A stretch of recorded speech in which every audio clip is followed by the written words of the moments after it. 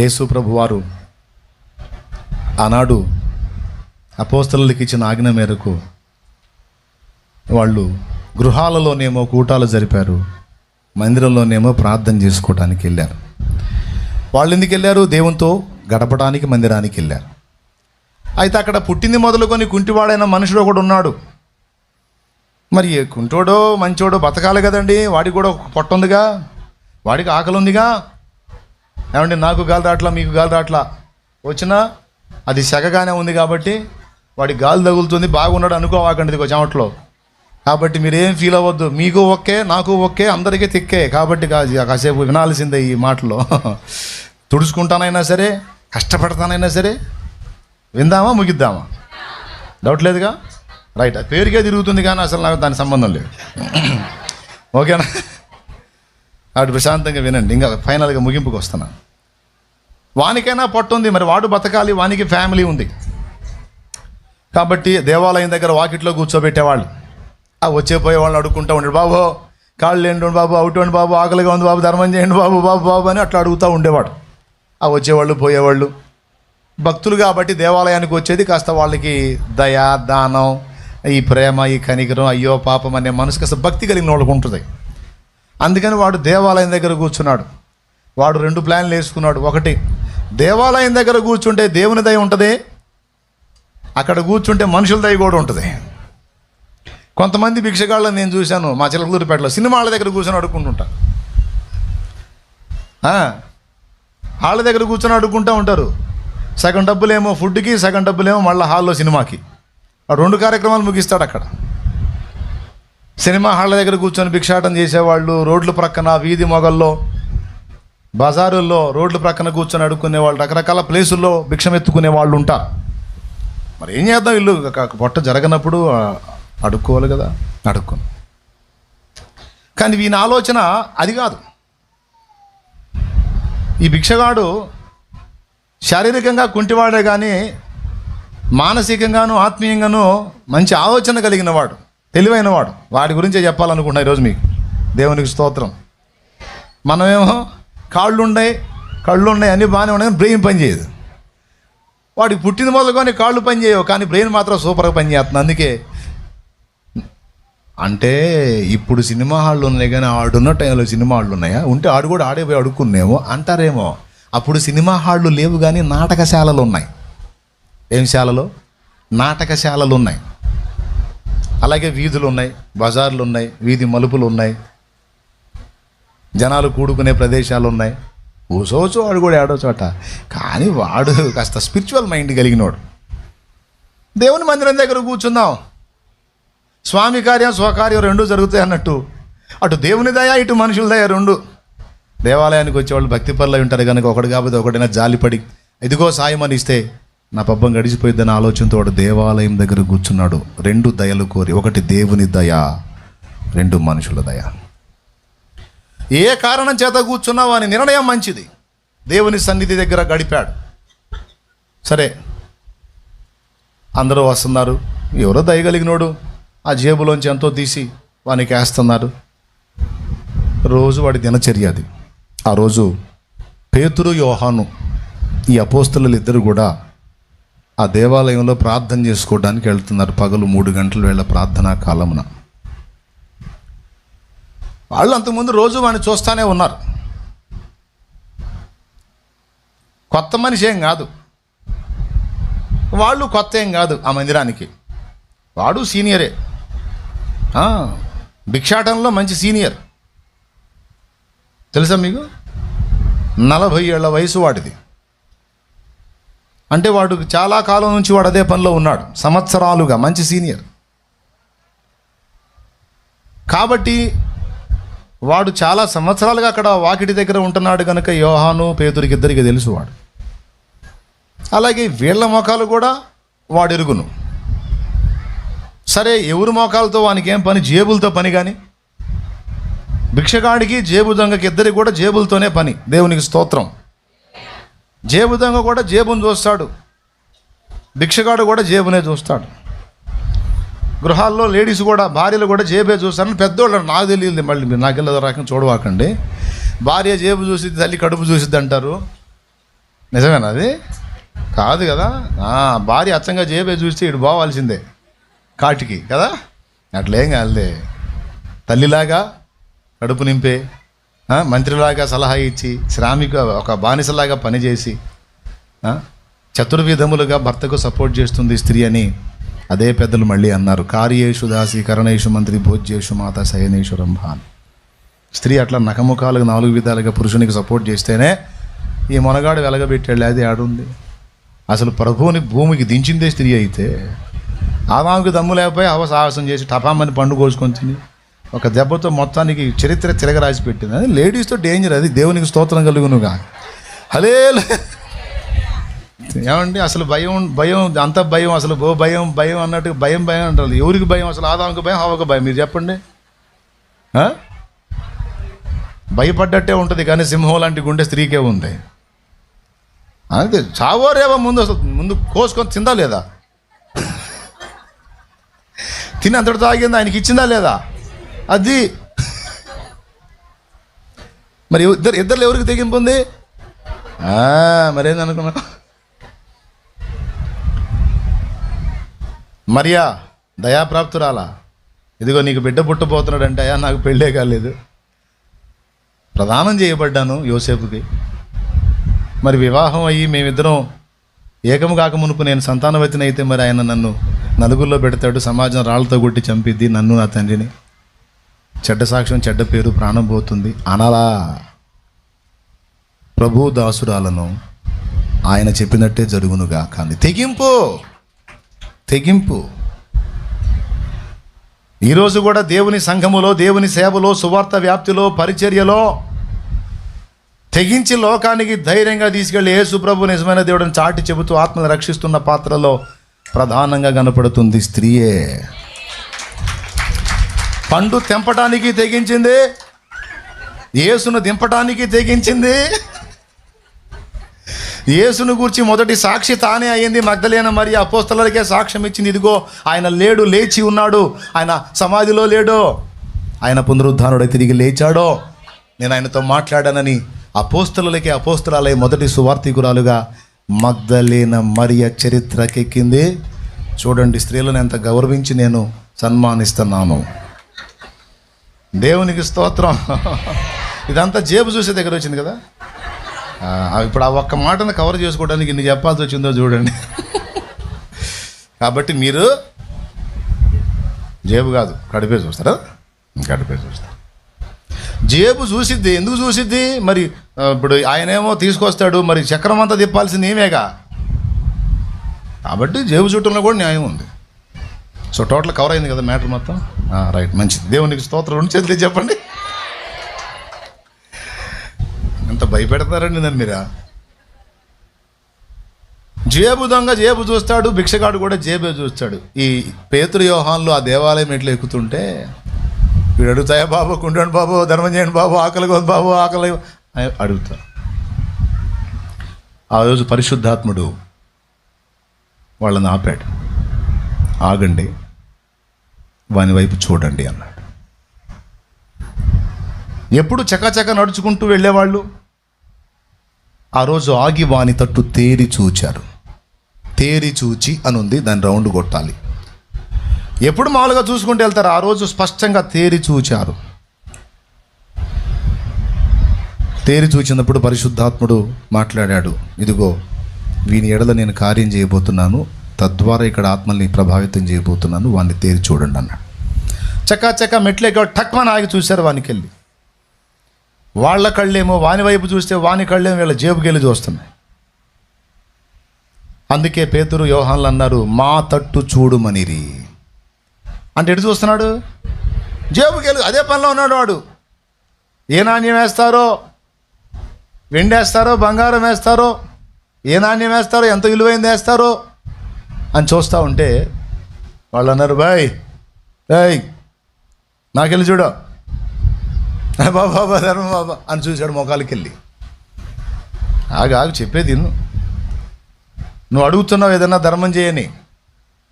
నీకు ధర్మం చేయటానికి వెండి బంగారాలు నా యొద్ద లేవు, కానీ మాకు కలిగినదే నీకు ఇచ్చుచున్నాం, నాకు కలిగినదే నీకు ఇచ్చుచున్నాను.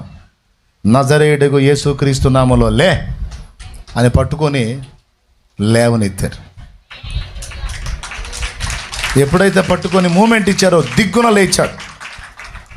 2 కాళ్ళు బాగుపడ్డాయి. 40 సంవత్సరాల అవిటితనం ఆ క్షణాన వాడిని విడిచిపోయింది. పాదములు చీలమండలు బలము పొంది వాడు లేచి గంతులు వేస్తూ అరుస్తూ దేవుని మహిమపరుస్తూ వారితో కూడా దేవాలయములోనికి వెళ్ళాడని రాస్తుంది. ఇక్కడ మొదటి విషయం, వాడు భిక్షమే ఎత్తుకోవాలనుకున్నాడు, కానీ వాడి ఎంపిక ఎంత తెలివైందో చూడండి.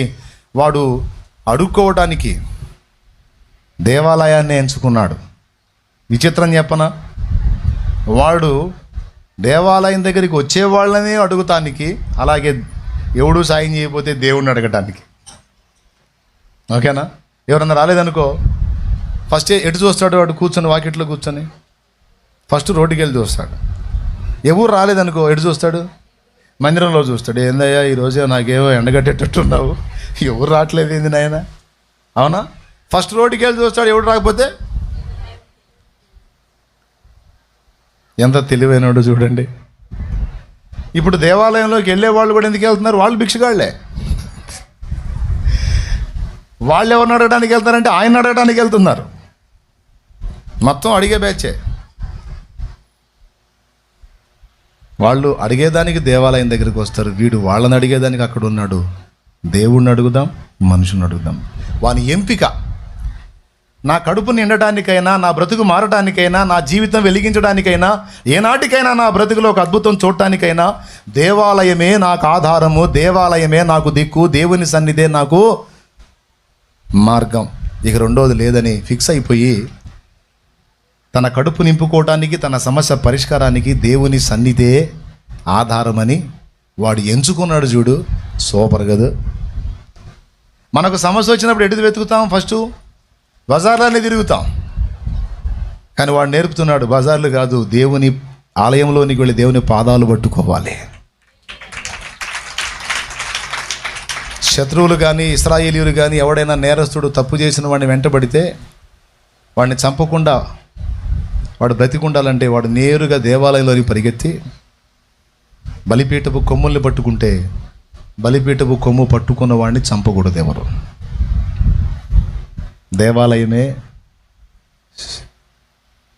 శిక్ష నుండి తప్పించే మార్గం ఒకటి.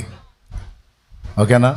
అలాగే ఎవడైనా పొరపాటున అనుకోని రీతిలో పశువుని కొట్టబోయాడు, జారి మనిషికి తగిలింది, ప్రాణం పోయింది, తేడా పడ్డాడు, ఇలా వాడు కొడితే మనిషి చనిపోయాడని జనానికి తెలిసిందంటే వాళ్ళు రాళ్ళతో వాడిని చావగొడతారు. అది శిక్ష, మోషే పెట్టిన శిక్ష.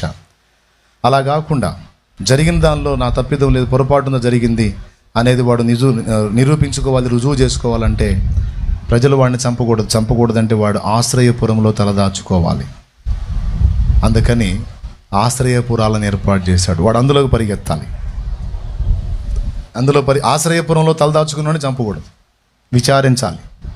బలిపీఠపు కొమ్మును పట్టుకున్నోడిని, ఇప్పుడు చెప్పండి, శత్రువు మనల్ని తరుముతూ వచ్చినప్పుడు మనకు రక్షణ దుర్గం ఏది? దేవుని సన్నిధి. ఆశ్రయపురం ఏది? యేసయ్య సన్నిధి. ఆశ్రయ దుర్గమా నా యేసయ్యా, నవజీవన మార్గమునా నన్ను నడిపించుమా. ఊహించలేదే నీ కృపలేని క్షణమును, కోపించుచునే వాత్సల్యము నాపై చూపినావే. ఊహించలేదే నీ కృపలేని క్షణమును, కోపించుచునే వాత్సల్యము నాపై చూపినావే. ఆశ్రయ దుర్గమా నా యేసయ్యా, నవజీవన మార్గమునా నన్ను నడిపించుమా. ఊహించలేదే నీ కృపలేని క్షణమును, కోపించుచునే వాత్సల్యము నాపై చూపినావే. దేవునికి మహిమ. వాని ఎంపిక చూడండి, మనకు నేర్పుతున్నాడు.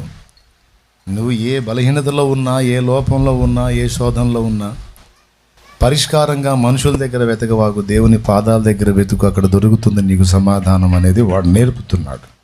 శారీరకంగా అవుటోడే కానీ మానసికంగా మనమే అవుటేవారు. వాడు లైన్లోనే ఉన్నాడు. ఒకటి సరే, మా తట్టు తేరి చూడమని వాళ్ళు అన్నప్పుడు వాళ్ళకి వెళ్ళి చూశాడు.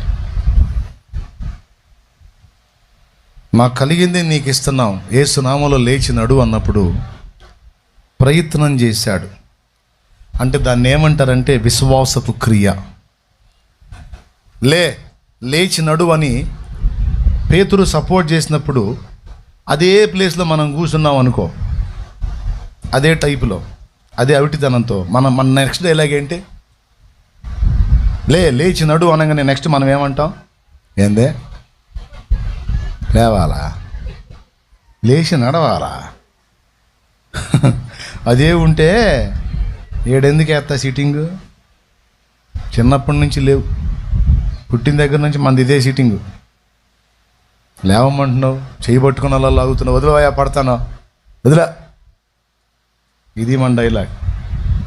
కానీ వాడు అలా కాదు, విశ్వసించాడు. వాళ్ళు ముఖం చూడమన్నప్పుడు చూశాడు. వాళ్ళ ముఖం వైపు తేరి చూచినప్పుడు దేవుని ప్రసన్నత, దేవుని ప్రభావం వాళ్ళ ముఖంలో చూశాడు. పేతురు ముఖంలో చూశాడు. జేబుకెళ్ళి చూస్తున్నాడు వీడి పాపం, అయ్యో జేబుకెళ్ళి చూస్తున్నాడని ఏదో జాలిపడి డబ్బులు తీసేస్తాడని వాడు జేబుకెళ్ళి చూస్తున్నాడు. పేతురికి అర్థమైంది, రే జేబులో ఏం లేదురా, జేబులో ఏం లేదురా, ఇదిగో నాలో ఉన్నాడు ఆయన, నేను ఆయనతో ఉన్నాను, ఆయన నాలో ఉన్నాడు. నాకు కలిగిన ఆస్తి వేసేరా బాబు, నాకు కలిగిన సంపద, నా సంపదల గని వదిలే పాటలు అవుతున్నాయి ఏమండి, పాడాలా? సర్వకృపానిధివే సంపదల గనివి, సర్వకృపానిధివే సంపదల గనివి, సకలము చేయగలని వైపేనా కన్నులేచి చూచెదా, సకలము సకలము సకలము సకలము చేయగలని వైపేనా కన్నులేచి చూచెదా, కలవరపడినే కొండల వైపు నా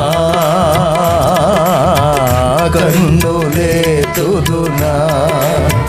కొండల వైపు నా కన్నులేతి కొదువతో నేను కుమిలెదనా, కొదువతో నేను కుమిలెదనా.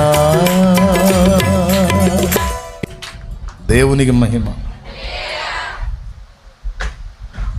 మా కలిగి ఉన్నదే నీకు ఇస్తున్నావు అన్నప్పుడు ఏం కలిగి ఉన్నాడు పేతురు? తనలో ఎవరున్నారని చెబుతున్నాడు. ఆయన ప్రభావం ఆయనలో లేకపోతే నా ముఖం చూడని ఎందుకంటాడు?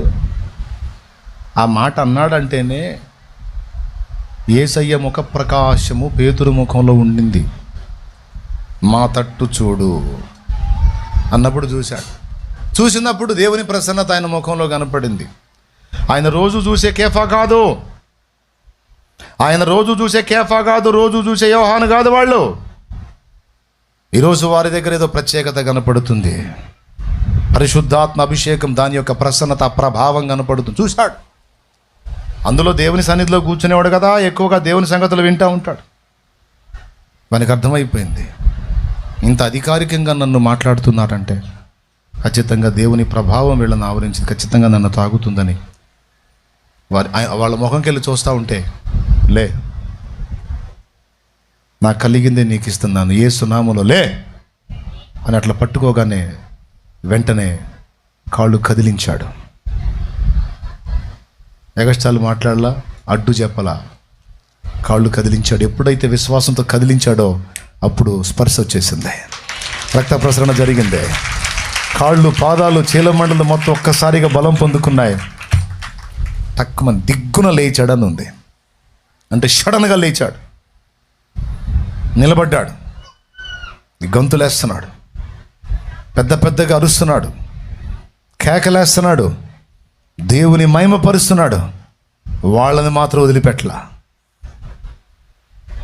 వాళ్ళ దగ్గర ఉన్నాడు, దేవుని మహిమపరుస్తున్నాడు. వాళ్ళు ముందుకెళ్ళారు, వాళ్ళతో పాటు దేవాలయంలోకి వెళ్ళాడు, దేవుని మహిమపరచడం మొదలుపెట్టాడు. మొట్టమొదటిది సరైన స్థలాన్ని ఎంపిక చేసుకున్నాడు. దేవుని దయ కొరకు. మనుషుల దయ నీ మీదికి రావాలన్నా గుర్తుపెట్టుకో, దేవుని దయ లేకపోతే ఏ మనిషి నీకు దయ చూపరం. కొంతమంది అనుకుంటావు నువ్వు ఎంత దయగల్లోళ్ళు, ఎంత మంచోళ్ళు అని. వాళ్ళకి దయ పుట్టించింది ఆయన. ఆయన పుట్టికిపోతే ఎంగిల్ చేత్తో కాకిని కూడా దాలరాళ్ళు. అసలు పిల్లికి బిచ్చం బెటర్ అట్టంటి వాళ్ళు నీకు సాయం చేశారు, నిన్ను ఆదరించారంటే ఆయన పుట్టించిన దయ అది. కాబట్టి ఇక్కడ టాప్లో దేవుడు ఉంటాడు. సో మనుషులకు నీ మీద దయ పుట్టాలన్నా కూడా ఆయన పుట్టించాలి. ఒక ఉద్యోగం ఇచ్చేవాడు నీ ముఖం చూసి ఓకే అనాలంటే వాని హృదయంలో దేవుడు క్రియేట్ చేసిన ఎడలు వానికి దయ పుట్టించాలి. లేకపోతే మనుషులు ఎందుకు దయ చూపుతారండి? కఠిన పాషాణ హృదయాలతో నిండిపోయి ఉంటే. కాబట్టి మనుషుల దయ కావాలంటే దేవుని దయ కావాలంటే దేవుని సన్నిధినే. ఈరోజు ఎవరు ఏ శ్రమలో, శోధనలో, బాధల్లో ఉన్నా, ఏ విధమైన సహాయం నీకు అవసరమైన, ఏ మనుషులతో నీకు హెల్ప్ అవసరమైనా ఆ మనుషుల్ని కూడా నీ కోసం కదిలించి నీకు హెల్పర్స్గా మార్చేవాడు నా దేవుడు. దేవుని ప్రజల కోసం అన్యరాజుల మనస్సులను మార్చి, అన్యరాజులు వాస్తవంగా దేవుని ప్రజలను ఇబ్బంది పెట్టాల్సింది వాళ్ళే వీళ్ళకి హెల్పర్స్గా మారి వీళ్ళకి సపోర్ట్ చేసేటట్టు దేవుడు వారితో మాట్లాడి వారి ద్వారా సాయం ఇప్పించాడు. కాబట్టి ఇప్పుడు పాయింట్ నెంబర్ 1, అవిటివాడు మనకు నేర్పుతున్నది ఏంటి? దేవుని పాదముల చెంత కనిపెట్టుట, కాచుకొనుట, దేవునికి మొరపెట్టుట, దేవునినే బ్రతిమాలుట. దేవుని దయనే మనం ఫస్ట్ వెతకాలి. ఏ దయ? అసలు దేవుని దయే లేకపోతే మనకి ఇక ఏ దయ ఉండదు. ఓకేనా? దేవుని దయ కావాలి, అప్పుడు మనుషుల దయ కూడా వచ్చింది. కాబట్టి ప్లేస్ ఏం ఎంపిక చేసుకున్నాడు? దేవుని మందిరం. నెంబర్ 1. నెంబర్ 2, వాళ్ళు ముఖం చూసి వాళ్ళు భక్తిపరులని, వాళ్ళు పలికింది జరిగిద్దని నమ్మి ఆ విధంగా నడవడానికి ప్రయత్నం చేశాడు. దీన్ని విశ్వాసము అంటారు. భక్తులని నమ్మాడు, వాళ్ళ ముఖాలు చూసి వివేచించాడు, వాళ్ళు పలికిన మాట ప్రభువు నెరవేరుస్తాడని విశ్వసించాడు. కొంతమంది నా దగ్గరికి వస్తారు, చెబుతారు, చెప్పి ప్రార్థన చేయయ్యా, అయ్యా అదయ్యా ఇదయ్యా అని చెబుతారు. నేను కూడా ఎగిరి ప్రార్థన చేస్తా. అంతా అయిపోయింది. అయ్యో అయిద్దంటావా? మరి అయిద్దంటావా అంటే అనుమానం ఉండి ఎందుకు చేయించుకున్నావు? జరిగిద్దంటావా అంటే సరైన విశ్వాసం లేకుండా అసలు ఎందుకు వచ్చావు నా దగ్గరికి? కొంతమంది సలహా అడుగుతారు, పాటించరు. కొంతమంది ప్రార్థన చేయించుకుంటారు, నమ్మరు. కొంతమంది నువ్వు చెప్పిందంతా వింటామంటారు, సచ్చినా వినరు. వాళ్ళు అనుకున్నయే చేస్తారు. కానీ అట్టు కాదు. దైవజనుల ముఖాలు చూసి వీళ్ళు దేవుని సంబంధాలని గుర్తుపట్టి వారి మాట నెరవేరునని నమ్మి వారు చెప్పినట్లు చేశాడు. లే అని వాళ్ళంటే లేవటానికి ప్రయత్నించాడు, కానీ అడ్డు చెప్పాలా. అందుకు అద్భుతం జరిగింది అక్కడ. ఈరోజు నీకు కూడా చెప్తాను, ఈ ఆన్లైన్ ద్వారా ఉందా, లైవ్ ఉందా, చాలామంది అందుబాటులో ఉన్నారు. మీకు కూడా చెప్తున్నాను, ఇక్కడ కూర్చున్న వాళ్ళందరికీ చెప్తున్నాను. దేవుడు ఒక విషయాన్ని చెప్పి నమ్మమని చెప్పినప్పుడు సందేహించకూడదు, విశ్వసించాలి. విశ్వాసంతో మనల్ని నడవమన్నప్పుడు నడవడానికి ప్రయత్నం చేయాలి. నువ్వు ఎప్పుడైతే విశ్వాసంతో అడుగు మొదలు పెడతావో అప్పుడు జరిగింది కార్యం. యోర్దాను నది 2 పాయలు కాకముందు ఏమన్నాడు? వాళ్ళ అరకాలు నీళ్లలో మోపమని అన్నాడు. అరకాలు నీళ్లలో మోపమని అన్నాడు. కాలు నీళ్లలో మోపక మునుపు యోర్దాను పాయలవలా. ఎప్పుడైతే యాజకుల పాదాలు, యాజకుల అరకాళ్ళు యోర్దాను నదిలోకి అడుగుపెట్టి అడుగు వేశారో అప్పుడు టక్మని ఆగిపోయింది ప్రవాహం. ఆగిపోయి 2గా దారి చేసింది వాళ్ళు వెళ్ళడానికి, మందసం దాటి అవతలికి వెళ్ళడానికి. విశ్వాసముతో చేసే ప్రయత్నం, విశ్వాసంతో వేసే అడుగు, అది కూడా దైవజనులు, దేవుడు ఆయన వాక్యంలో చెప్పినటువంటి విషయం కావచ్చు, దైవజనుడు ఇచ్చిన హెచ్చరిక కావచ్చు, అక్షరాలా తీసుకొని అడుగు వేస్తే వెంటనే నీకు ఫలం కనపడకపోవచ్చు. తీరా నువ్వు ముందుకెళ్ళిన తర్వాత ఎప్పుడు నీకు ఫలం అవసరం అప్పుడు ఖచ్చితంగా నీకు అది కనపడుద్ది, దాని విలువ నీకు అర్థమైద్ది. అంతేగాని ఆయనకేం తెలుసు, సోదరుడు తిక్కలోడు పిచ్చోడు అనుకుంటే ఎవరు పిచ్చోళ్ళు, ఎవరు సోదరుళ్ళు? ఇలా అనుకునే వాళ్ళంతా సోది వచ్చే. దేవునికి మహిమ. దైవజనుడిని గుర్తించాడు, చెప్పింది నమ్మాడు, జరుగునని విశ్వసించాడు, జరిగాడు. అయ్యా నాకు ఈ జబ్బయ్యా, అమ్మ చేతులు ఉంచాను, విశ్వాసం ఉంచు, ప్రార్థన చేసుకో, తప్పకుండా దేవుడు నిన్ను విడిపిస్తాడు పో, బాగు చేస్తాడు పో అంటే అదే నమ్మాలి, అదే విశ్వసించాలి, అదే స్తోత్రం చెప్పాలి. ఏందో పొయ్యాను, ఏందో చేయబెట్టుకోండి మాటలు అన్నాడు, పో అన్నాడు అంటే నేను గ్యారెంటీ సచ్చినా తగ్గదు నీకు. దైవజనుడు చేతులుంచి పలికాడు, ఆయన సెలవు చొప్పున నాకు జరుగుతుంది, నేను అది నమ్ముతున్నాను. జో గారి తండ్రి దానియేలు గారు, ఆయనకు మంచి పరిచారకురాలు, ఎంతో గౌరవించి ప్రేమించి సన్మానించి ఒక తల్లి ఉంది. ఒకరోజు ఆమెకి గడ్డ వచ్చింది, బాడీలో గడ్డ, పెద్ద గడ్డ. టెస్ట్ చేయించుకుంటే అది గడ్డ అని చెప్పారు. ఏదో ఒక మంచి సమస్య, గట్టి సమస్య అని చెప్పారు. సరే దైవజనుడి దగ్గరికి వెళ్ళి ఆయన సమయం తీసుకొని ఆయన కలిసి ఈ సమస్య చెప్పింది. ఆయన ప్రార్థన చేసి పంపించాడు, చేతులుంచి ప్రార్థన చేశాడు, తగ్గిపోద్దులే పోమ్మా. ప్రార్థన చేసి పంపించిన తర్వాత ఆమె బస్ ఎక్కేటప్పుడు చూసుకుంది, గడ్డ అంతే ఉంది. ప్రయాణించినంతసేపు మధ్య మధ్యలో చూసుకుంటా ఉంది, గడ్డ అంతే ఉంది. ఇంటికి వెళ్ళింది, గడ్డ అంతే ఉంది.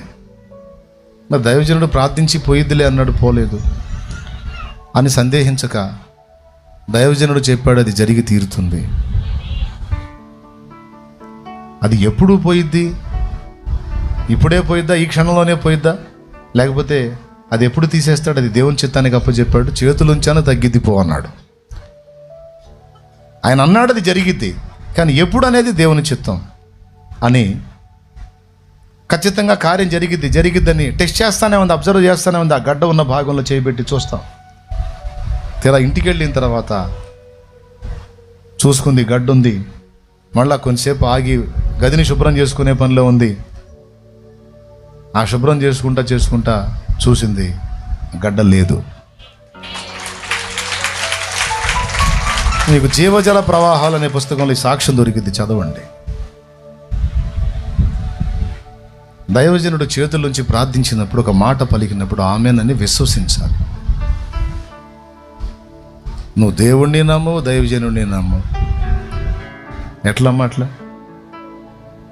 దేవుడు ఏర్పరచుకున్న పాత్రలు, నా దాసుల నోటి మాట నేను నెరవేరుస్తానని దేవుడు చెప్పలేదా? విశ్వసించిన వారి ఎడల దేవుడు కార్యాలు జరుగుతాయి, సందేహించిన వాడికి ఏది జరగదు. నమ్మాలి నాన్న. చేతులుంచుట ద్వారా కార్యం జరిగింది పొమ్మన్నాడు. దారి పొడవునా చెక్ చేసుకుంది, ఇంటికి వచ్చి చెక్ చేసుకుని చాలా సమయం తగ్గలేదు. చివరికి చూసుకుంటే అది లేదు, అడ్రస్ లేదు. ఎందుకు ఈ విషయం చెప్తున్నానంటే, దైవజనుల ముఖం తేరి చూడమన్నప్పుడు చూశాడు, చెప్పిన మాట విని నమ్మాడు, లెమ్మన్నప్పుడు లేచాడు, నడిచాడు, గంతులు వేశాడు. 2, 3 కార్యం జరిగినప్పుడు కాళ్ళు రాగానే ఈరోజు చాలామంది చేస్తున్నట్టు ఇంటికి పరిగెత్తలా. ఈరోజు చాలామంది దేవుని ద్వారా అద్భుతాలు స్వతంత్రించుకొని, గొప్ప కార్యాలు, స్వస్థతలు పొందుకొని వాళ్ళు దేవుని మహిమ కోసం వాడబడట్లా. ఆఖరికి మంచాన పడి కూడా బాగు చేయమని ప్రార్థన చేయ్యా, బాగు చేయమని ప్రార్థన చేయ. బాగు చేస్తే ఏం చేస్తావు? కనీసం ఆ బెడ్ మీద ఉండి కూడా అడగట్లా, అయ్యా ఇన్నాళ్ళు నా లైఫ్ అంతా వ్యర్థమైన దానికి తగలబెట్టాను, కనీసం నా తండ్రి ఇప్పుడన్నా నన్ను ముట్టి స్వస్థపరిస్తే ఈ జీవితం ఆయన మహిమ కొరకు వెచ్చిస్తానయ్యా, ఆయన సువార్త కొరకు వెచ్చిస్తాను, ఆయన సేవ కొరకు వెచ్చిస్తాను, ఆయన మందిర పరిచర్య కొరకు వెచ్చిస్తాననే డైలాగ్ రావట్లా. ఏ స్థితిలో ఉన్నా నన్ను బాగు చేయాలి, మళ్ళీ నేను ఈ లోకంలోనే పడి, ఈ కుటుంబం జంజాటల్లోనే పడి నేను కొట్టుకొని పోవాలన్న ఆశతోనే అన్నీ అడుగుతూ ఉన్నారు. కానీ వాడు అలా కాదు. 3వ పాఠం వాడు ఏం చేశాడో తెలుసా? స్వస్థత పొంది పరిగెత్తుకుంటా వెళ్ళి కుటుంబానికి చూపించుకోవాలా. వాడు దేవుని మహిమపరుస్తూ బాగు చేసిన వారితోనే ఉన్నాడు, స్వస్థపరిచిన దేవుని సన్నిధిలోనే ఉన్నాడు. వాకిటి దగ్గర ఉన్నాడు, బాగుపడిన తర్వాత ఇంటికి పరిగెత్తలా, బాగు చేసిన దేవుని సన్నిధికి పరిగెత్తాడు. ఎవరిని మహిమపరిచాడని ఉంది? పెద్దగా చెప్పాలి. గెరాసేనీల దేశంలో 2000 దురాత్మలతో పీడించబడ్డవాడు స్వస్థత పొందిన తర్వాత ఇంట్లో ఉన్నాడా? 10 పట్టణాలకు ప్రకటించాడా? దెక్కాపోలి అందంతటా ప్రకటింపనారంభించనని మార్కు సువార్త 5లో ఉంటుంది.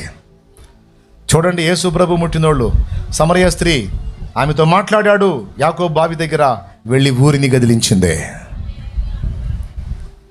ఈరోజు నువ్వు నేను మనం దేవుని కార్యాలు పొంది, దేవుని స్వస్థతలు పొంది, దేవుని అద్భుతాలు చూస్తూ అనుభవిస్తూ దేవుని మహిమను పరుస్తున్నామా? దేవుని మహిమ కొరకు బ్రతుకుతున్నామా? లేకపోతే మన మహిమ కొరకు జీవితాలు వెచ్చించుకుంటున్నామా అనేది ఒక ప్రశ్న. చూసుకోండి. అయిపోయి 3. మొదటిది ఏమిటి? సమస్యకు పరిష్కారంగా సరైన స్థలమును ఎంపిక చేసుకున్నట్టు, అదేమిటి? దేవుని మందిరం. రెండవది, భక్తులు చెప్పినటువంటి మాట దేవుని మూలమని గ్రహించి విశ్వసించి ఆ విధంగా ప్రయత్నించుట. 2 అంటే విశ్వాసం. 3 బాగుపడిన తర్వాత, కార్యం చూచిన తర్వాత దేవుని మరి ఎక్కువగా హత్తుకొని అపోస్తలుల విడవకయుండుట, దేవుని మహిమపరచుట. ఆ మాట స్పష్టంగా రాస్తుంది. దేవుని మహిమపరచుచు, గంతులు వేయచు, అరచుచు. చూడండి ఏముందో అక్కడ. వాడు నడుచుచు దేవుని స్తుతించుచు, ప్రజలందరూ చూచి ఏమండి దేవుని స్తుతించుచు, దేవుని మహిమపరుస్తూ ఉన్నాడండి. స్తుతించుట అంటే దేవుని మహిమపరచుట. ఒక్కసారి ఆలోచించండి. ఈరోజు విడుదల పొందిన నీవు, విడుదల పొందిన నేను, బాగుపడిన మనం, రక్షణ పొందిన మనం దేవుని మహిమను వెతుకుతున్నామా? మన కొరకు బ్రతుకుతున్నామా? నేను దేవుని ద్వారా రక్షణ పొందాను, జీవితంలో అనేక అనుభవాలు చూశాను, బంధకాల్లోంచి విడిపించబడ్డాను, వాడన్న కాళ్ళు నేను నిలువెల్లా బాగుపరచబడ్డాను. నా మట్టుకు నేను బాగున్నాను, నేను నా ఇల్లు నా సంసారం అని ఆగిపోలేదండి. నేను నన్ను బాగు చేసిన నా దేవుని మహిమను లోకమంతటా ప్రకటించాలి. ప్రపంచం మొత్తానికి తిరిగి చెప్పలేకపోయినా నాకున్న పరిధిలో, నాకున్న అవకాశంలో 1 మనిషి దొరికినా, 10 మంది దొరికినా, 100 మంది దొరికినా, 1000, 1,00,000, 10 లక్షలు నా ముందున్నా సరే నా ప్రభుని మహిమపరచడమే, నా ప్రభుని ఘనపరచడం, ఆయన నన్ను కీర్తి చాటడమే నా జీవిత లక్ష్యమని ఫిక్స్ అయిపోయా. దీన్ని ఏమంటారంటే కృతజ్ఞత అంటారు. పొందిన మేలుకు కృతజ్ఞత.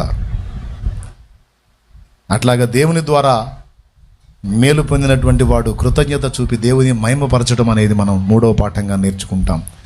4వది, బాగుపడిన వాడు ఇంటికి పరిగెత్తల అపోస్తలను పట్టుకొని ఉన్నాడంట. అంటే ఏంటో తెలుసా? నన్ను బాగు చేయడానికి దేవుడు వాడుకున్న పాత్రలు వీరు. నన్ను దేవుడు బాగు చేయడానికి దేవుడు వాడుకున్న పాత్రలు వీరని వాళ్ళను కూడా కనపరిచాడు. ఫస్ట్ దేవుని మహిమపరిచాడు.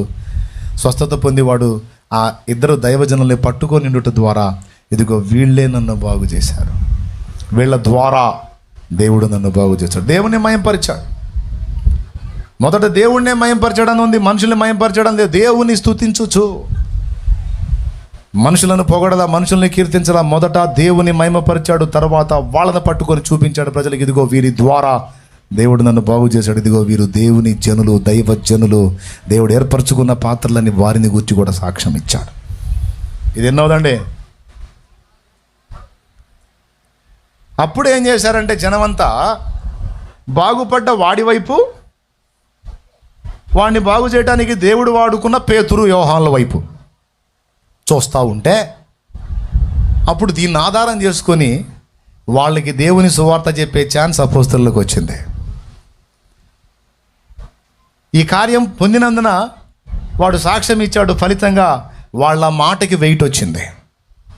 ఎందుకంటే ఆ స్పష్టమైన సూచక్రియ జరిగింది కదా, విశేషమైన సూచక్రియ. యేసు ప్రభువన్న బేతెస్దా కోనేటి దగ్గర 38 సంవత్సరాల జబ్బుని బాగు చేశాడు. వీళ్ళు ఏకంగా 40 సంవత్సరాల వయసుడు అవిటోడు. ఈ అవిటితనం 40 ఏళ్ళు. నా వెనక వచ్చేవారు నాకంటే గొప్ప కార్యాలు చేస్తారని ప్రభువు చెప్పాడు. అది అక్షరాల వీళ్ళు చేశారు, వీళ్ళ ద్వారా పరిశుద్ధాత్ముడు చేశాడు. వీడు ప్రభువుని గురించి సాక్ష్యం ఇచ్చాడు, అపోస్తలుని గురించి కూడా సాక్ష్యం ఇచ్చాడు. కనుక ప్రజలంతా కూడా ఫస్ట్ వాని వైపు చూశారు, తర్వాత వాడు ఎవరిని చూపిస్తున్నాడో వాళ్ళ వైపు చూశారు. వాళ్ళు మాట్లాడటం మొదలుపెట్టారు, ప్రజలు విన్నారు. సహోదరులారా, మా సొంత శక్తి చేతనైనను భక్తి చేతనైనను నడుమని వీనికి అధికారం ఇచ్చినట్టు మీరు మా తట్టు ఎలా తేరి చూచుచున్నారు? మీరు జీవాధిపతిని సిలువ వేసి చంపితిరి. దేవుడు మృతులలో నుండి ఆయనను లేపెను. ఆయనను ఇశ్రాయేలుకు రక్షకుడుగా దేవుడు నియమించెను. ఆయనే మెస్సియా, ఆయనే క్రీస్తు, ఆయనే రాబోతున్నవాడు అని ఆయనను గుర్చి సాక్ష్యం ఇచ్చారు. ఫలితంగా ఏం జరిగిందో తెలుసా? 5,000 మంది సంఘములో చేర్చబడ్డారు. ఎంతమంది? పరిశుద్ధాత్మ కుమ్మరింపు డైరెక్ట్గా జరిగినప్పుడేమో 3,000 మంది. ఒక వ్యక్తి జీవితంలో జరిగిన అద్భుత కార్యాన్ని బట్టి వాడు సాక్షిగా నిలబడితే దేవుని గురించి సాక్ష్యం ఇచ్చాడు. దేవుడు వాడుకున్న పాత్రలు ఇదిగో వీరు అని అపోస్తలుల గురించి కూడా సాక్ష్యం ఇచ్చాడు. ఫలితంగా వాళ్ళు సువార్త చెప్పారు. ఫలితంగా 5,000 మంది ఆత్మలు ఒక్క దినమందే ప్రభు పక్షమున సంఘములో చేరారు. దీన్ని బట్టి మీకేమర్థమవుతుంది? శారీరకంగా అవిటివాడైనా మానసికంగా ఎంత హెల్దీగా ఉన్నాడో చూడండి, స్పిరిచువల్గా ఎంత హెల్దీగా ఉన్నాడో చూడండి. ఈరోజు ఈ విధమైనటువంటి పరిచర్య మనం కూడా చేయాలి. మనకు తోడై ఉన్న దేవుని గూర్చి సాక్ష్యం ఇవ్వాలి. సత్య సంబంధమైన వ్యక్తులను గూర్చి కూడా సాక్ష్యం తప్పనిసరిగా ఇవ్వాల్సిందే. ఫలితంగా వారి మాటకు విలువ వస్తుంది. అనేకులు విని రక్షణలోనికి వస్తారు. కీలకమైన ఈ 4 సంగతులు మన జీవితానికి అన్వయించుకోవాలి. అవిటివాడైనా ఎంత ఆత్మీయమైన పాఠాలు నేర్పాడండి. ఆమెన్, హల్లెలూయా. తర్వాత అతడు ఇంటికి పోయినట్టుందా? ఎక్కడికి పోయాడు? బాగుపడి దేవాలయానికి పోయాడు, ఇంటికి పరిగెత్తినట్లేదు. కాబట్టి దేవుని సన్నిధి ఎంత శ్రేష్టమైందో చూడండి. ఇదంతా దేవాలయాన్ని ప్రేమించి వాడు అక్కడ ఉండటం, అదే దేవాలయంలో దేవునితో గడపాలని దేవుణ్ణి ప్రేమించి వాళ్ళు దేవాలయానికి రావటం.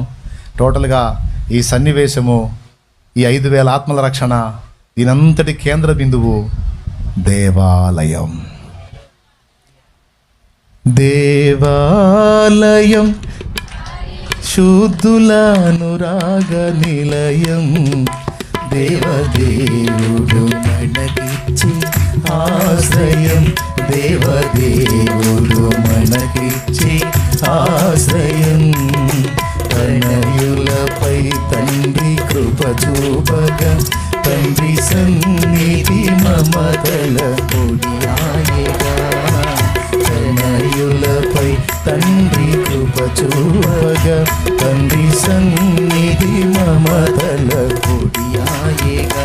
దేవాలయం పరిశుద్ధులనురాగ నిలయం, దేవదేవుడు మనకిచ్చి ఆశ్రయం, దేవదేవుడు మనకిచ్చి ఆశ్రయం. తనయులపై తండ్రి కృప చూపగా, తండ్రి సన్నిధి మమతల ఒడియాయగా. తనయులపై తండ్రి కృప చూపగా, తండ్రి సన్నిధి మమతల ఒడియాయగా. దేవునికి మహిమ. 3 సంగతులు చెప్పాను నేను. మొట్టమొదటిది, ఇలా సంఘములు గట్టి ఇలాగ ఎందుకు నేను ఎట్లా తిరుగుతున్నాను, ఎందుకని హడావుళ్ళకి వెళ్ళట్లేదు, ఇలా ఎందుకు ఇలా చిన్న చిన్నగా చేసుకుంటా వెళ్తున్నాను, ఊళ్ళు గ్రామాలు పట్టణాలు పల్లెలని ఒకటొకటి వ్యాపించుకుంటూ ఎందుకు వెళ్తున్నా అంటే దానికి కారణం మీకు ముందు అందించాను. రెండవది, యేసుక్రీస్తును గురించి, ఆయన శిలువ మరణ పునరుద్ధానాలను గురించి, నమ్మి బాప్తీసం పొందిన వారికి కలిగే రక్షణను గురించి, ఆయనను గురించి భారతీయ సనాతన సాహిత్యమైనటువంటి వేద సాహిత్యం, బ్రాహ్మణాలు ఏమని వెలిగించారు, ఏమని మాట్లాడించారు, ఆ ఛాయలు ఏమై ఉన్నాయి అవి కూడా నేను కొన్ని ఉటంకించాను. తర్వాత మూడవదిగా అవిటివాడు నేర్పుతున్న అద్భుతమైన పాఠాలు ఒక 4 మీకు క్లారిటీ ఇచ్చి ముగింపులోకి వచ్చాను. ఇప్పుడు మోకాళ్ళ మీదకి రండి.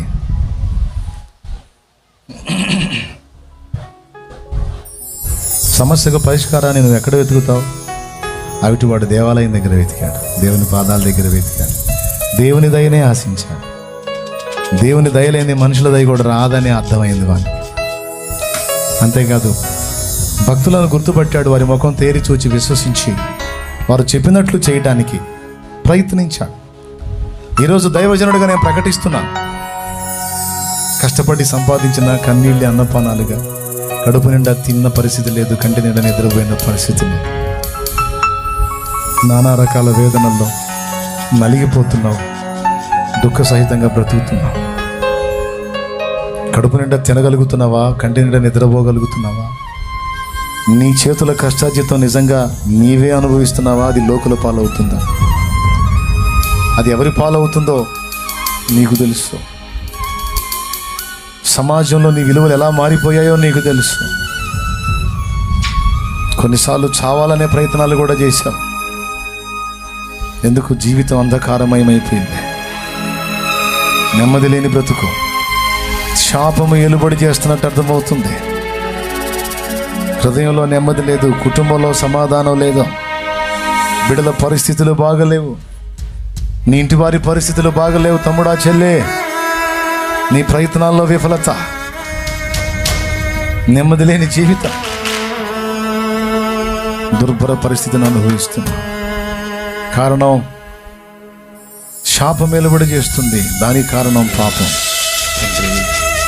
ఈరోజు దేవుడు నీతో మాట్లాడుతున్నాడు. ఇకనైనా నా మాట విని మారు మనసు పొందు. ఇకనైనా పాప జీవితాన్ని విడిచిపెట్టి మారు మనసు పొంది నా వైపు తిరుగు.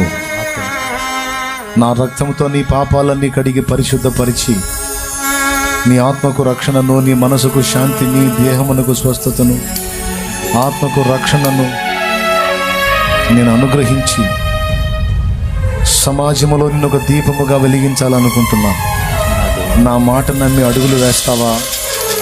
అదుగో దైవజనుని పిలుపు విని ఆ పిలుపు చొప్పున అడుగులు వేయటానికి ఇష్టపడ్డవాడు అద్భుత స్వస్థత పొందినట్లుగా నడవటానికి ఇష్టపడితే ఈరోజే నువ్వు తీర్మానం చేసుకొని, ఈరోజే నువ్వు అడుగులు వేయటానికి సిద్ధమైతే, ఈరోజే మారు మనసు పొంది బాప్తిస్మం పొంది నీ పాపాలన్నీ కడిగేసుకొని నీ జీవితాన్ని నా చేతికి అప్పచెప్పు. పరిశుద్ధమైన అర్పణగా, పరిశుద్ధమైన అర్పణగా నీ జీవితాన్ని నా చేతికి అప్పగిస్తావా నా కుమారుడా? నీ శాపమును తొలగించి, నీ ఆత్మను రక్షించి, అశాంతిని, ఆవేదనను, దుఃఖమును కొట్టివేసి సంతోషభరితమైన ఆనంద నిలయమైన జీవితాన్ని నేను నీకు అనుగ్రహించేవాడనై ఉన్నాను. నా మాట చొప్పున నువ్వు అడుగు వేస్తే ఇక నీ అడుగు ఇరుగున పడదు. నా మాట చొప్పున నువ్వు అడుగు వేస్తే అది నీకు అక్షయమైనటువంటి కిరీటాన్ని, అక్షయమైన మేలును సంతరించి పెడుతుంది. నా మాట విని మారు మనసు పొంది రక్షణ పొంది నీ జీవితాన్ని నాకు అప్పగిస్తావా? నీ జీవితంలోకి నన్ను రాణిస్తావా? కనీసం ఇప్పుడైనా, కనీసం ఇక నుంచి అయినా నా మాట చొప్పున బ్రతకడానికి నిన్ను నువ్వు సిద్ధపరుచుకుంటావా అని ఆయనే నిన్ను పిలుస్తున్నాడు.